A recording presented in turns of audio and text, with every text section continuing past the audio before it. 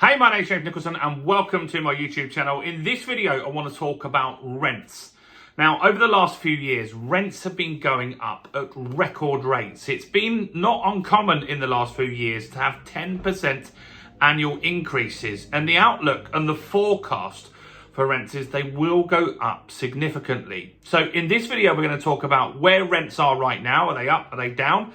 And what are the expectations going forward? What's contributing to these increased rents, and what are people doing about it to protect themselves right now? So if you're new around here and you haven't done already, do subscribe to the channel over there and hit the bell notification. We've got new property content every single day. We tell you what's going on in the market with house prices, with interest rates, how to make money investing in property, and much, much more. And let's get some views on this video. How do we do that, you ask? Simple. Smash like, tickle like, do something to that like button. That massively helps with the YouTube algorithm and helps the channel grow.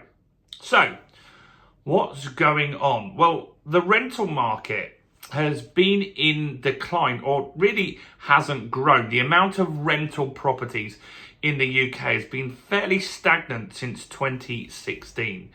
And that's because both parties, the Conservatives and Labour, have had a relatively anti-landlord stance.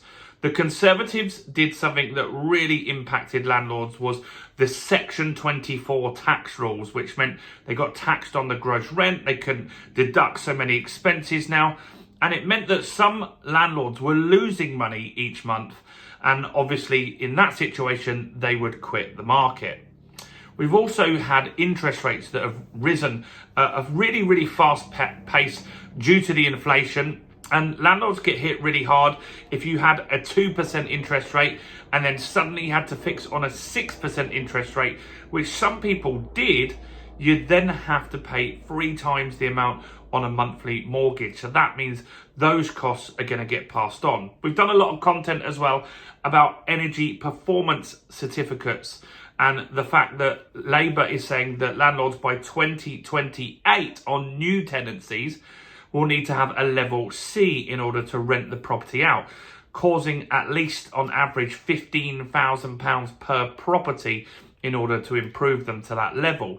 So all of this stuff means costs have increased significantly, and ultimately what happens then is that gets passed on to tenants.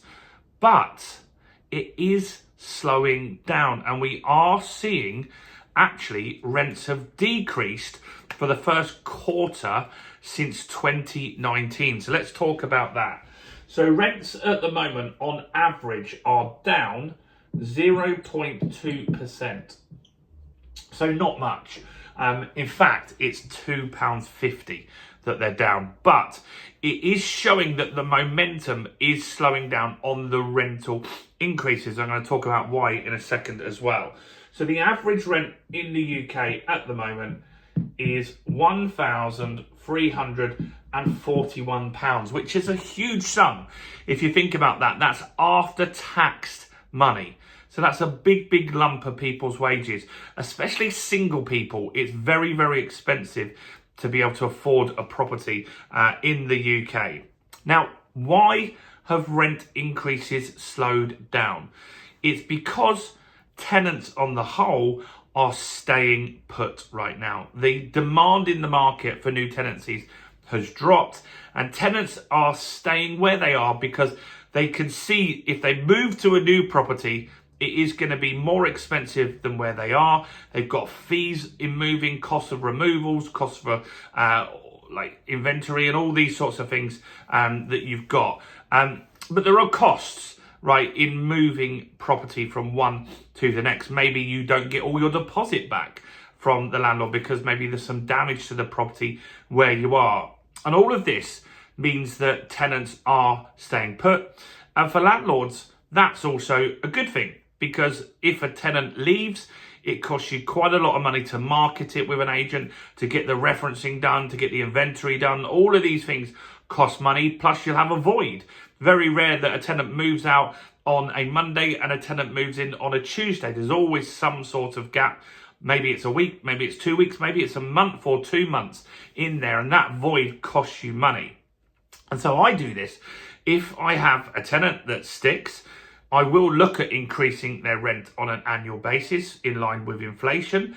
But if they've been there a while, I won't increase it as much. And I definitely don't put it up to market rent. I give it slightly below market rent, so they're getting a good deal and I'm getting some loyalty from that tenant as well. And that works quite well. And that has happened to me before, where I had a tenant that wanted to move back in with their parents temporarily, and they gave their notice, and I was really disappointed because they were one of my really, really good tenants that I've had for a long time. And then their partner called me up and said, we've looked at how much lower you were charging us for rent compared to market value. We only wanted to move back to our parents for a few months. Can we stay? And we agreed that they could. And that worked out well for me, because when they looked at the market, they saw that rents had risen dramatically in Dorking, and that worked out very, very well for both parties. So tenants staying is a positive thing, and that gets the ability to keep the rent down, keep your costs down, and hopefully make a little bit more profit. Now, people that are looking, that the market is down at the moment. So there are 16% less tenants looking for property in the last quarter. And that shows that people really are at a point where maybe they're not going to move out from their parents because they're looking at the rent saying, these are quite high. What will happen longer term though? Rents are expected to continue to rise. And I think one of the bigger things that's going to cause that is the energy performance certificate stuff. Now, that may not happen. Some of you in the comments when we've done the video on that have said, there's no way that Labour are going to enforce that you've got to get an EPC level C by 2028 on new deals and 2030 on existing deals. That's just not going to happen. But some landlords will get the work done ahead of time, and some landlords in the comments, some people that watch this channel have already decided they're just going to do that work, and they're saying that those costs will be passed on to the existing tenant or a new tenant that moves in, and so the rents will be hiked because of that. What will also happen is, if you watch the EPC video that I did a few days ago, go and have a look at that. Go and have a look at the comments, at the amount of landlords that are saying, that's it, I'm going to quit, I'm leaving the market. And that is what's expected. We are expecting more landlords to quit. 30% of landlords quit over the last 2 years. 50% of landlords surveyed said they're either going to reduce their portfolio or leave the market altogether. So who knows how many actually leave by the end of this, but that will shrink the amount of rental properties again. This is a supply and demand based business, and that means that rents will go up for certain over the next few months. So this is good news that people are staying in properties longer. That's a massive win for landlords. That's also good for tenants as well, to build a relationship with the landlord that they've got and get some security and a longer term property. But it also shows that the market is slowing down right now. I do think that this will be a temporary pause, and I do think you'll see rents increase. What do you think longer term? Let me know in the comments below.